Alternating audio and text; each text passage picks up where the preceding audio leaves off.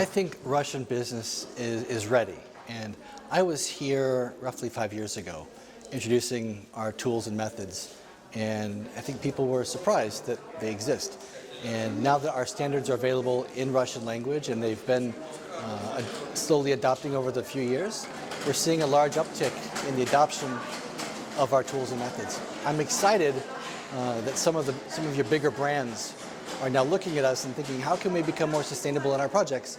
And how can we put these tools to use to create bigger benefit? So GPM is unique in that we work with a lot of organizations. We have an MOU in place with IPMA on a global scale. We work with IPMA associations worldwide. We work with the Agile Business Consortium in that we are a niche that provides only the sustainability aspects of project management. Our P5 standard is available in over 10 or 12 languages right now, and that sort of mirrors up with other existing methodologies. So we provide the integrators for sustainability to make project management as a whole more sustainable. We have a lot of NGOs that work with us, anywhere from Oxfam to the WWF, and in that space. We work with anyone who touches projects, and the NGOs are a big part of our movement, so absolutely yes.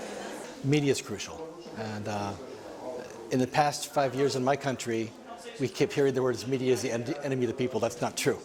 The media is important to tell stories and to share the realities of life. And so when we have organizations or NGOs that are seeing value in what we bring, we want them to share those stories and say, here's how you can accomplish your goals, and here's how you can do it sustainably, so that way others can learn from their examples and do the same things themselves. We've been working with Project Alliance for several years now, and the marriage couldn't be any better. They have a great team to work with, and it's important for us to work with local organizations in each country. For me as an American to come in and say, this is what Russia needs, that's not going to work. Everyone knows that. So we have to get into each country and say, tell me what you need, tell me how we can best serve you, and then the tools that we offer, how can they best fit your culture? And from there, it blossoms. We do this in Russia, we do it in China, we do it in Costa Rica. Everywhere we go, it has to become natural and make sense to local people. You know, executives are interesting in that their role is very, very difficult. Sometimes they might move 3 to 5 years in their position and they're off to another company. They always come in with an objective to make a big splashing change, and oftentimes now it is sustainability. Their challenge is getting that message and that idea down into the organization, into middle management. You have two types of middle managers really. Those who have to protect their silo, like this is my department and it's not going to change. I've been here for 30 years and I don't want to change. Then you have the ones who see an opportunity for growth and they can do this. Our challenge is the middle managers who don't want to change. And we have to be able to explain this in a way that makes sense to them and meet people where they are. You know, this affects your children, it affects your grandchildren, it affects humanity as a whole. We need everybody on board, but we have to meet them where they are. It's not just a corporate mandate or a corporate goal, it's a human goal, and we have to appeal to people's lives. Same thing with COVID. You know, everyone has their own ideas about vaccines, and this is about life, and we have to move forward as humans together. Well, society as a whole is critical. We have to, I'm thinking before I'm speaking because there's a couple things I want to say.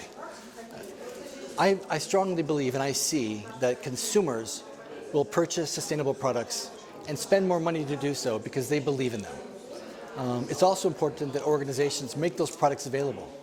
You know, whether it's reducing testing on animals, whether it's, you know, making sure that the plastics they use are coming from recyclable sources and that we're not, you know, degenerating the planet. We have to do a better job. And consumers care about this, especially if you look at the demographics of people. People from under the age of 18, people over the age of 18 have different priorities. We have to look at what's important to people. So we have something that's very unique in the space, and I'll show you.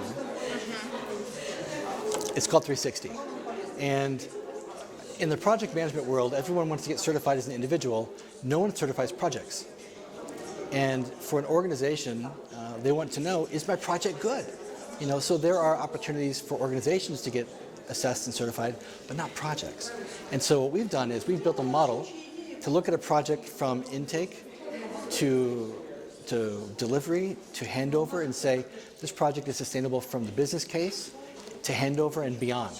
So we're looking at the circular economy aspect of it. We're looking at regenerative aspects of it to say your project is sustainable.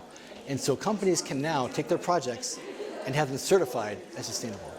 And we think this will make a big change because they want to be known. And if you have one company saying, we're certified sustainable, their competitors are going to go, I want to do it too. And that only benefits everybody. So we have to get more organizations looking at their own processes and their own projects saying, we want them to be the best, not just to generate revenue, but also for the planet itself.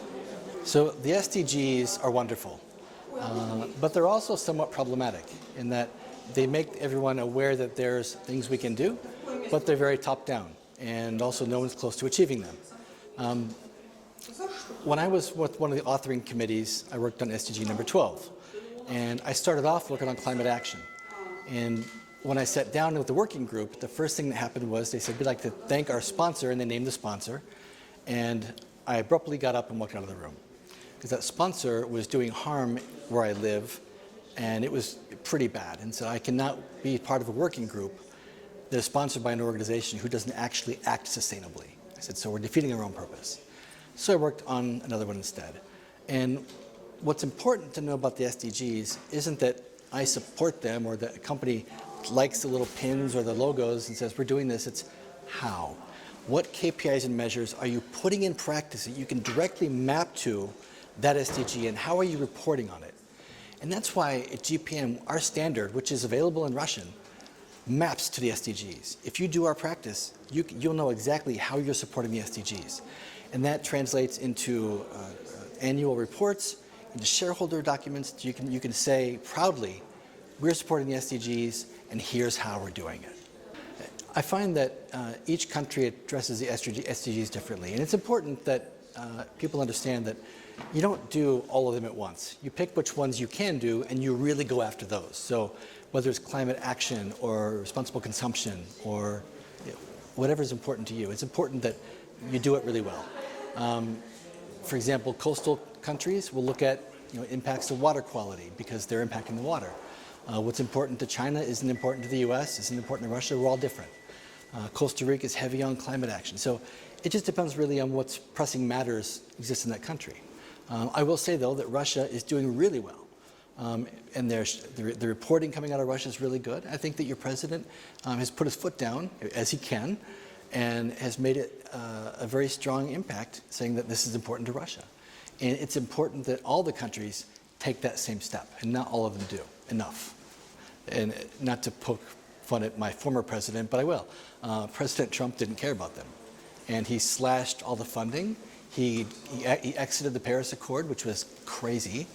And he really set us back 10, 15 years. But fortunately, we're back, and we are running fast forward to catch up and go further. And just this past weekend, the UN came out with a report saying that we are expected to hit 2.7 degrees Celsius of an increase, which is way beyond our capacity.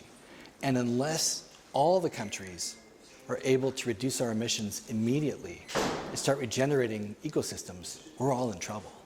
And so we can look at each country as a one and say, oh, you're not doing your part, but really, it's business. We have to do our part. That's why I think project management is the best place to look at it, because we're the change agents. We're the ones driving everything you look, touch, and see. We have our fingers on it. And so if we can send the message, then we can accomplish it. And the numbers I saw today in Russia, what was it, like millions of project managers in this country? It's a perfect place to start. So I'm excited. Partnerships for the goals?